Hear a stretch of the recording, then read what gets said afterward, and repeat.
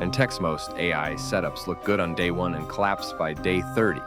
Your beautiful dashboard turns into a graveyard. Your automated content engine stalls, and you're back to square one, grinding. The question is why? Is it the tools, the prompts, the workflow? No. There's a single failure point that kills almost every AI automation after 30 days. What is it? Hold that thought. Before I show you the system that solves this, you need to understand one counterintuitive thing first. Why your AI is acting like a toddler. Because without that, everything else fails.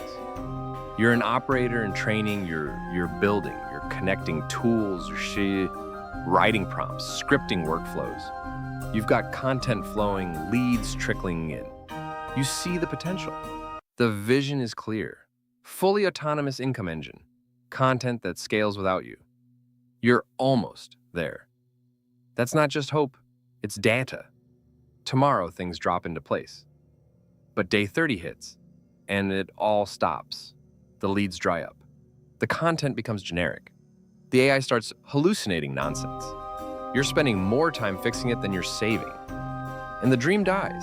You treat your AI like a worker. You give it tasks. You expect it to execute. You micromanage prompts. You're trapped in a loop. You're thinking task. The AI is thinking task. You need to think system. The problem isn't the AI's ability. It's the AI's architecture. How do the operators who scale always have fewer tools than the creators who grind?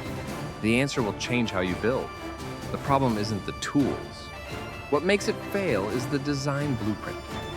Now we need to fix it. Your AI isn't a worker, it's a child.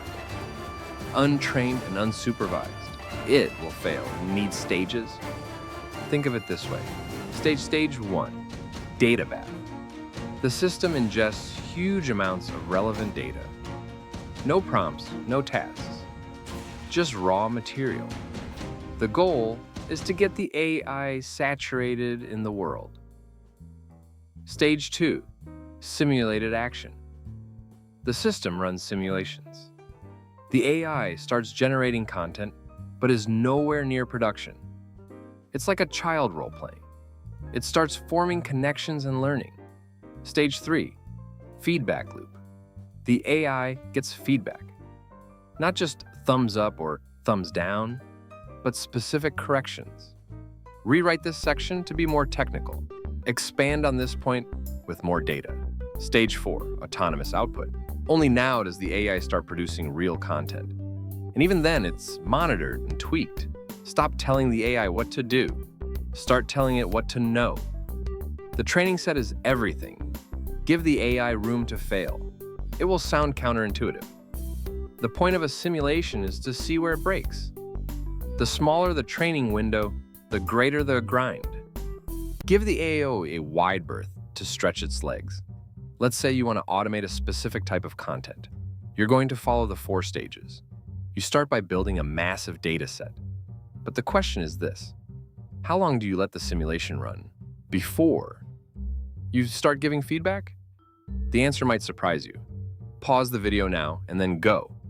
So what does a fully autonomous content engine actually look like from the inside? It's not a single dashboard. It's a network of feedback loops, training sets, and simulations constantly evolving. You now know why your AI automations are collapsing. You're no longer just using tools, you're training an agent.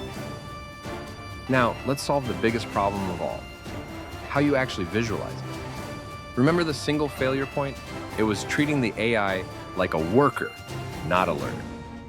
Remember the difference between operators who scale and creators who grind? Scalers train, grinders task. Remember the look inside a truly autonomous engine? It's stages. Simulation, feedback. It flows fast, simple, automated. Today, pick one simple task you want to automate. Forget the prompt. Start building a data set for it. Just collect the raw material. Now, what tools do professional operators use? The dashboard is just the surface.